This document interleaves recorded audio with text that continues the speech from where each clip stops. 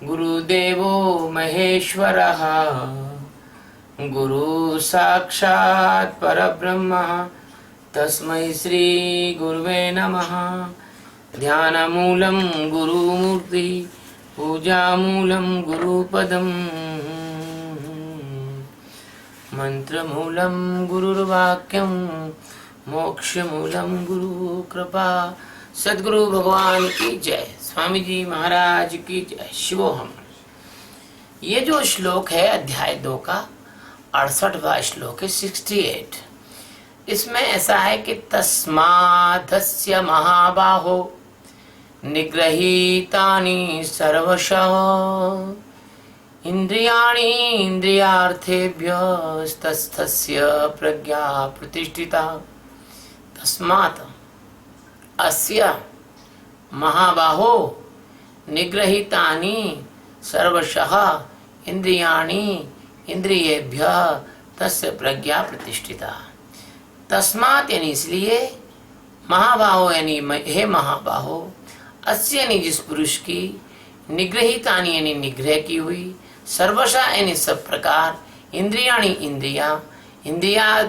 इंद्रियार्थेभ्य इंद्रियों के विषय से, इंद्रिया धन अर्थेभ्य इंद्रियों के विषय से, तस्य यानी उसकी, प्रज्ञा यानी बुद्धि, प्रतिष्ठा स्थिर है। ये तो इसका शाब्दिक अर्थ हो गया। जो सद्गुरु भगवान श्री कृष्ण जो समस्त ब्रह्मांडों के एकमात्र मालिक और साक्षात ब्रह्म है, अपने प्रिय शिष्य अर्जुन के माध्यम से समस्त जगत के जिज्ञासु मुमुक्षुओं के कल्याण के लिए ये विधेयात्मक पॉजिटिव वचन कहते हैं। अभी तक उन्होंने वो असंबद्ध लोगों के बारे में बताया था, जिसकी बुद्धि अयुक्त है, वो बताया था। अब ये उसके बारे में बता रहे हैं जिसकी बुद्धि युक्त है ना। तो भगवान क्या कह रहे हैं? भगवान कह रहे हैं महाबाहो। महाबाहो का मतलब क्या होता है? जो व्यक्ति परमात्मा की ओर गति करता है, अस्तित्व के बोध के लिए जो व्यक्ति प्रयास करता है, जो किसी सद्गुरु की शरणागत में आता है, उसका शिष्यत्व ग्रहण करता है, वह महाभाव कहलाता है। क्यों? कि वही एक ऐसा व्यक्ति है जिसकी शक्ति ऐसी होने वाली है जो माया को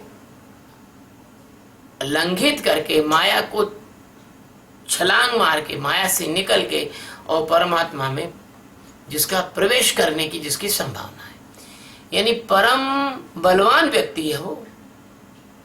क्यों बलवान है? क्योंकि माया से पार जाने के लिए अंदर का जो महाभारत है उसकी उसने घोषणा कर दी है, यलगार कर दी है। परमात्मा को पाना है ना, परमात्मा को पाना ये परम बलवान लोगों का काम है। बाहर की लड़ाई और बाहर के शत्रुओं से तो निपटना बहुत आसान है, लेकिन आंतरिक शत्रुओं से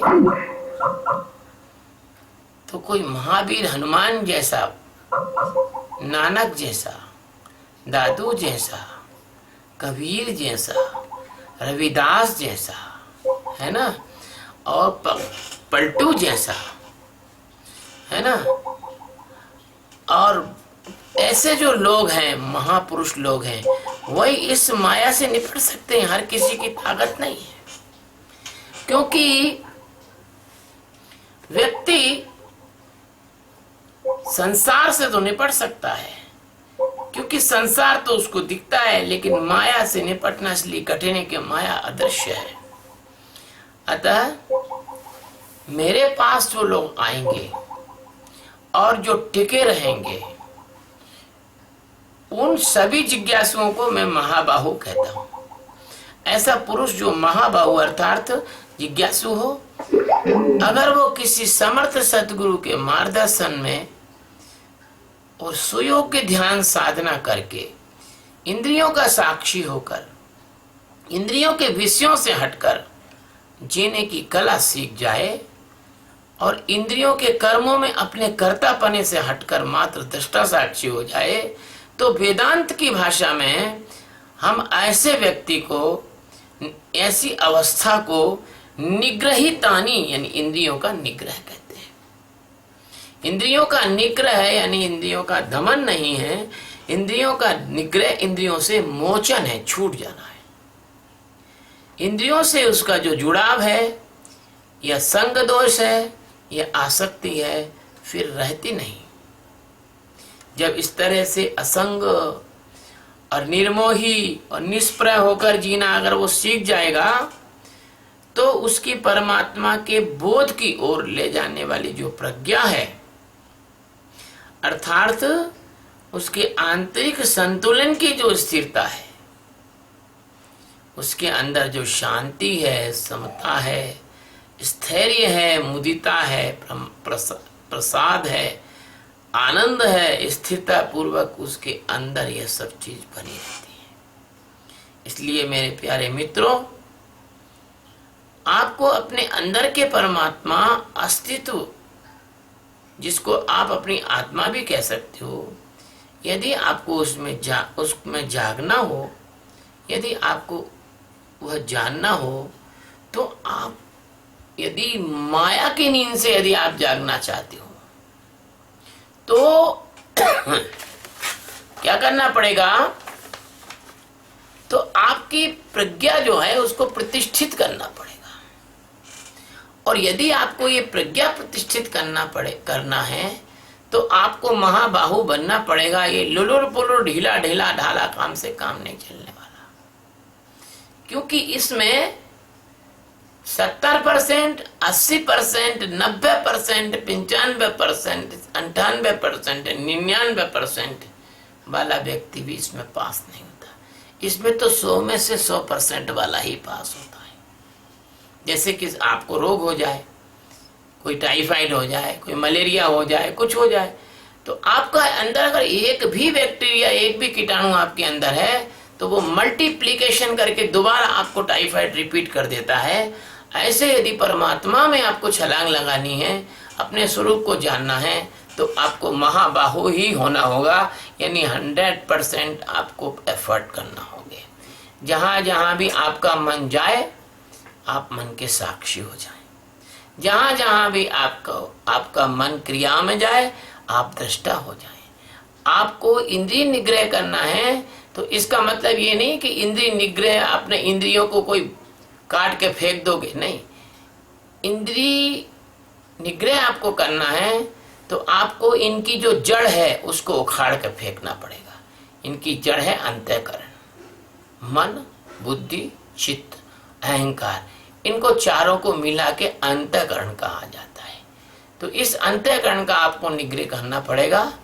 जैसे प्रकाश होने पर ही हमारे सारे भय निवृत्त हो जाते हैं रात के। कभी कोई ठूंठ हमको प्रेत के समान दिखता है, कभी रात में पड़ा हुआ बेल्ट हमको सांप के समान दिखता है, लेकिन प्रकाश होने पर ना वो सांप भी नहीं रहता, वो बेल्ट दिख जाता है, वो ठूंठ दिख जाता है, प्रेत भी नहीं रहता। ऐसे ही ज्ञान का प्रकाश जब प्राप्त हो जाएगा, तो ही इंद्रिय में उत्पन्न होने वाले जो व्यामोह हैं, जादू है, भ्रांति है, आपकी गलत फहमी है, आपके इल्यूजन्स हैं, इससे आप मुक्त हो सकेंगे। तब इंद्रिय अपने अपने कामों को तो करेगी। आँख देखेगी, कान सुनेंगे, नाक सूंघेगी, जीभ चखेगी, लेकिन वो अपने अपने काम तो करेंगे। पैर चलेंगे, हाथ कुछ छुएंगे, सब कुछ काम करेंगे, लेकिन उनके कार्यों में आप प्रभावित इसलिए नहीं होंगे कि आप जान जाएंगे कि यह तो प्रकृति है, यह तो माया है, और मैं तो इसको जानने वाला हूँ, मैं तो इसका साक्षी हूँ, मैं तो दृष्टा हूँ। आप अप्रभावित रहेंगे। इंद्रियों के धर्म, इंद्रियों के कृत्य, इंद्रियों के विषय, इंद्रियों का कोलाहल, इंद्रियों की अशांति आपको ना तो आपको विषयी बना सकेगी, ना आपको भयभीत कर सकेगी, ना आपको अशांत बना सकेगी, ना आपको पापी पुण्य बना सकेगी। आपको एकदम तटस्थता प्राप्त हो जाएगी, स्थिरता प्राप्त हो जाएगी, आपकी प्रज्ञा स्थिर हो जाएगी, आपको आनंद आएगा। आपको ये नाटक देखने में भी बहुत आनंद आएगा। आप ज्ञानी हो जाएंगे। आपकी प्रज्ञा, आपके ज्ञान की अवस्था एकदम स्थिर रहेगी। उसे कोई ज्ञान से हटा नहीं सकता ऐसे साधक को। इसलिए मेरे प्रिय भाइयों, यह जो श्लोक है ये आपको इसी ओर संकेत दे रहा है कि यदि आप चाहते हो कि आपकी प्रज्ञा स्थिर हो जाए तो आपको अंतःकरण से मुक्त होना होगा। यदि आप चाहते हो आप ज्ञानी हो जाओ तो आपको पहली सीढ़ी साक्षी में आना होगा। इसलिए आप सबको मैं साक्षी ध्यान के लिए आमंत्रित करता हूँ। और जो लोग इस मुझे सुनते हैं, 7,000 से ज़्यादा लोगों ने अभी वीडियो सुन लिए हैं। 7,000 लोग जिन्होंने मुझे सुना है, उनमें से अगर 1,000 लोग भी, 500 लोग भी मेरे से संपर्क करके और मुझे ध्यान वगैरह ये सीखना चाहें तो मैं अपने जीवन को धन्य मानूंगा।